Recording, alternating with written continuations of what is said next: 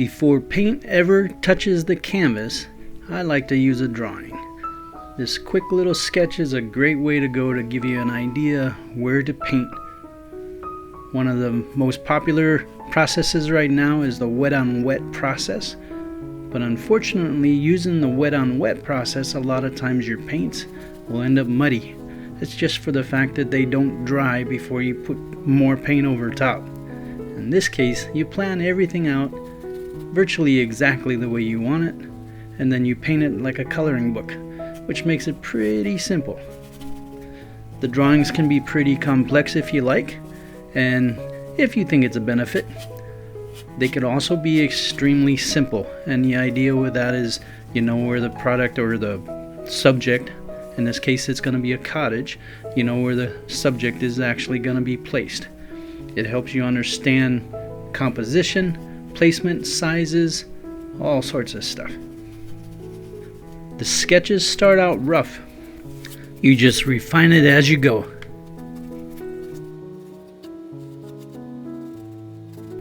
Sometimes when you're drawing these sketches, you think of different ideas that actually help, and then you could actually implement those in your painting as well.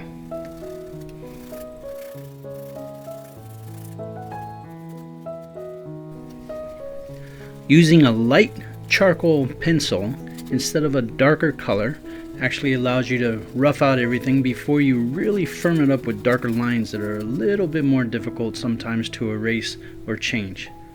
This way you could get the idea that you're looking for and then detail it afterwards.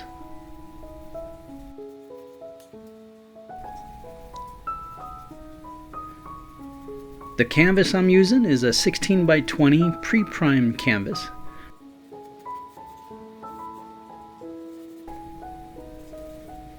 While you're doing this, it's a good idea to go ahead and step back every once in a while to see if your calculations are correct. If there's anything you need to change, it's a great time to change it right now.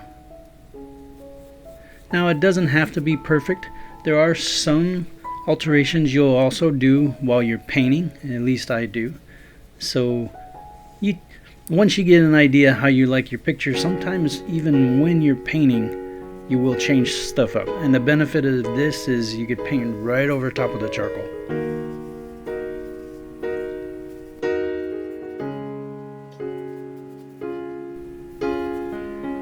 When you take the time to do it like this, there's some things like shadows and certain things like that that you may miss with a wet on wet style painting. This way you can kind of rough them in before you even start.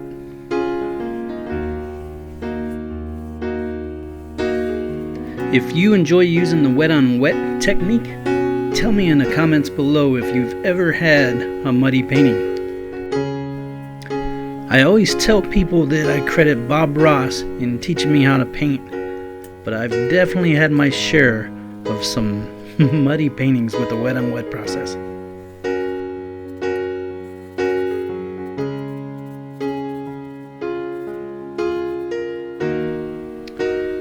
Charcoal is a very fun art tool or medium to work with. You could do some really awesome artwork and just do pictures on paper, but in this case I'm doing it on canvas. The benefit is it's very easy to change, easy to manipulate, and easy to erase if you need to.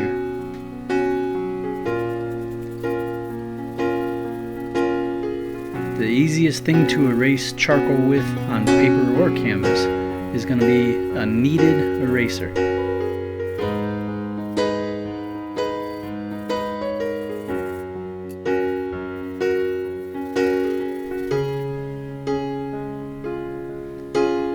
As you can see, using the charcoal, the kneaded eraser, and your finger, it actually helps tie all this in together.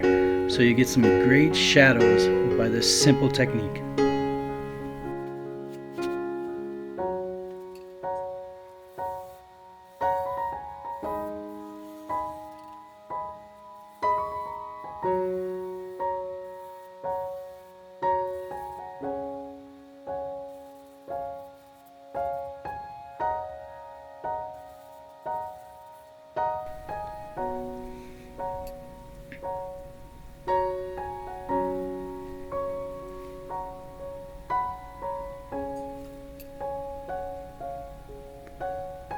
So working on a detail right now.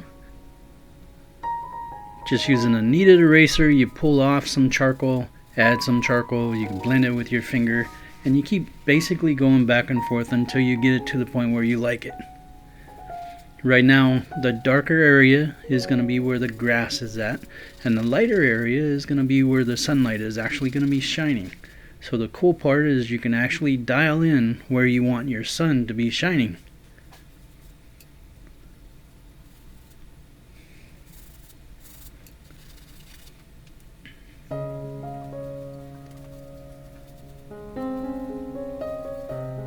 It's nice to be able to start painting with the right colors, right shades, and the right values, so you can actually just go ahead and start working towards getting the painting exactly the way you like. So trying to do this type of painting with a wet on wet process can be very difficult. I'm not saying that it can't be done, but I give those people that can do this with a wet on wet process a lot of credit, because there's a lot of opportunity for getting mud.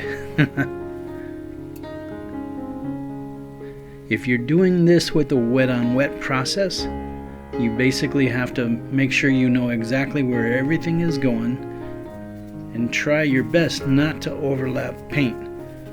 There are techniques if you put too much paint on your canvas to actually try to get it back off so you could paint over top of it. But it does get a little bit more complicated when you're doing that.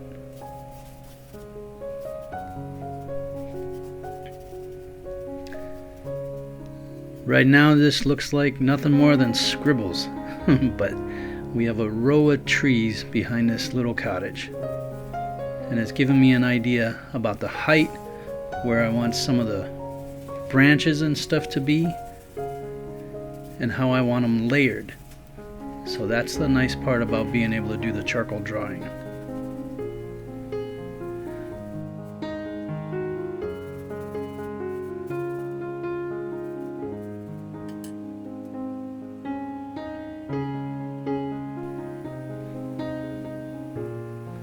We have the light coming in from the left, and on the right side you'll start seeing some shadows.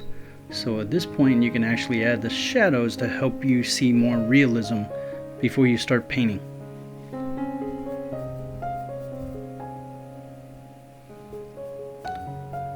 At this point you could put in a lot more detail than what I have here, and in this case some of this actually may be too much detail, but it still guides you and lets you know where you need to go.